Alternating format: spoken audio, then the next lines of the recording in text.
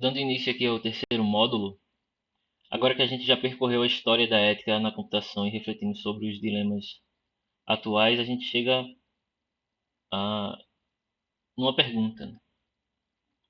Uma pergunta que incomoda de certa forma, que é quem responde pelas ações das máquinas que criamos. Essa não é uma pergunta simples e talvez nem tenha uma única resposta, né? E talvez seja justamente por isso que ela importa tanto. A responsabilidade na filosofia não é apenas culpa ou prestação de contas. É a capacidade de responder ao outro e de reconhecer o dano, de se colocar no lugar daquele que foi afetado. E quando falamos de sistemas computacionais, algoritmos e inteligência artificial, as consequências muitas vezes são escondidas, seja no código, na arquitetura das plataformas, nos dados, ou diluídas entre decisões corporativas. Hoje, a intenção é explorar quatro dimensões de responsabilidade ética na computação.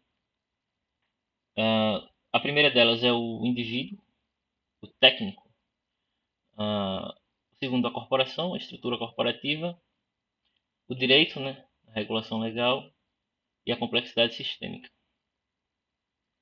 Primeiro, o sujeito técnico, o profissional, como agente moral. Muitas vezes a justificativa técnica é de apenas eu sigo apenas os requisitos, ou o algoritmo é neutro. Mas toda escolha técnica carrega uma intenção política, social e ética. Na tradição aristotélica, agir com ética é agir com virtude deliberada. O profissional da computação não é apenas um executor técnico, mas um agente moral. Ele escolhe como estruturar um sistema, quais dados usar, como priorizar riscos. Ou seja, cada linha de código é uma afirmação sobre o mundo que queremos construir.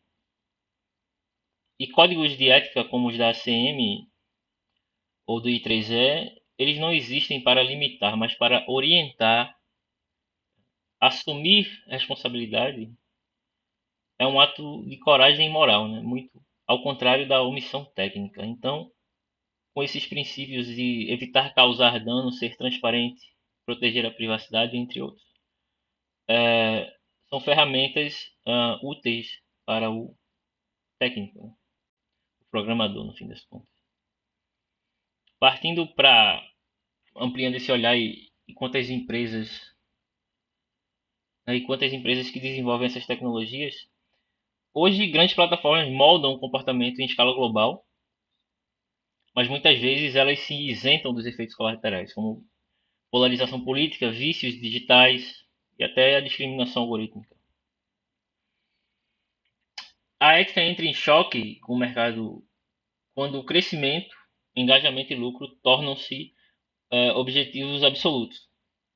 Empresas de tecnologia moldam comportamentos em escala, mas muitas vezes não assumem responsabilidade pelos impactos colaterais de suas plataformas.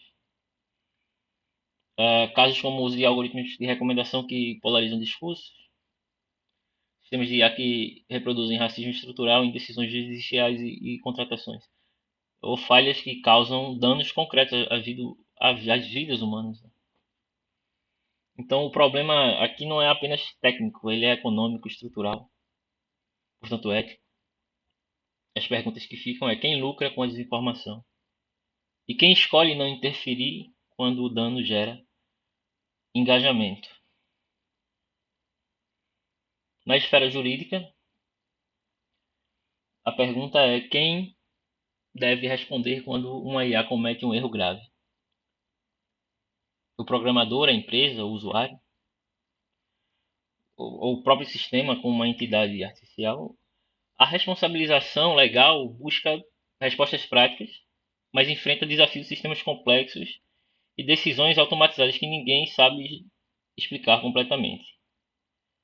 Uma das propostas para combater ou mitigar isso é o AI Act da União Europeia, que é uma proposta bastante recente, que tenta antecipar os riscos, né, classificando sistemas de IA de alto e baixo risco, de mínima inaceitável, exigindo transparência, rastreabilidade e supervisão humana.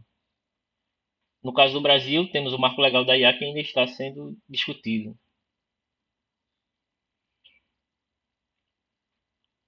Outras propostas de responsabilização jurídica, seja de entidades específicas, de áreas específicas como medicina, ou países e grupos de países, né, como o BRICS. Na parte de desafio de sistemas complexos, você pense que um sistema de recomendação influencia eleições. Quem é o responsável? Seria o engenheiro, o gestor, a empresa, os usuários que compartilham. As tecnologias digitais são sistemas socioétnicos ou sociotécnicos, melhor dizendo, complexos, né? Isso significa que seus efeitos emergem da interação entre o código, o usuário, instituições, mercado e cultura. A responsabilidade nesse contexto é como se fosse um mosaico, né, quebrado, né, difícil de montar e basicamente é impossível de você atribuir a uma só pessoa. Mas essa complexidade não pode justificar a fuga da responsabilidade. A resposta filosófica contemporânea tem sido pensar em termos de responsabilidade compartilhada, como sugere a filósofa Ellen Nissenbaum, em que todos os envolvidos em uma cadeia de decisão, do engenheiro ao gestor, do usuário ao regulador, compartilhem graus de responsabilidade moral. Então, quando a gente pensa em ética como cultivo da responsabilidade, a gente vai pensar em que assumir responsabilidade não é esperar que algo dê errado para pedir desculpas, né? Agir desde o início com consciência dos efeitos, né, e da que a sua tecnologia pode causar. Então, portanto, ética aqui não é um apêndice da computação, mas deveria ser a matriz, né, que sustenta. Uma tecnologia verdadeiramente ética nasce de uma cultura de responsabilidade. Então, cada sistema, cada plataforma, cada aplicação carrega em si uma pergunta silenciosa: para quem isso serve? Para quem isso falha? Ou que tipo de mundo estamos reforçando? Portanto, responder essas perguntas aí não é uma questão, um dever profissional, é um ato de cidadania, né? Poderíamos pensar que é um ato de cidadania ética, né? Dentro do século XXI. Portanto, ficamos com essa breve reflexão e encerramos aqui o terceiro módulo do nosso curso. É só aí. Obrigado.